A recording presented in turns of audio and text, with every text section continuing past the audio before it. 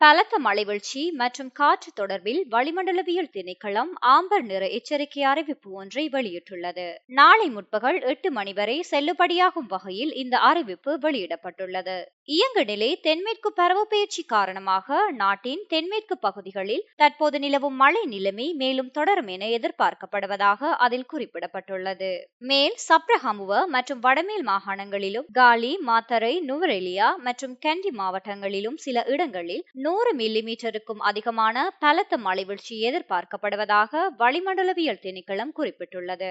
இதேவேளை அதிகரித்த தென்மேற்கு பருவப்பெயர்ச்சி காற்று நிலைமை காரணமாக மேல் சப்ரஹமுவ, மத்திய, தென், வடக்கு, வடமத்திய மற்றும் வடமேல் மாகாணங்களிலும் திருகோணமலை மாவட்டத்திலும் அவ்வப்போது மணித்தியாலத்துக்கு 50 தொடக்கம் 60 கிலோமீட்டர் வரையான வேகத்தில் பலத்த காற்று வீசக்கூடும் என எதிர்பார்க்கப்படுகின்றது.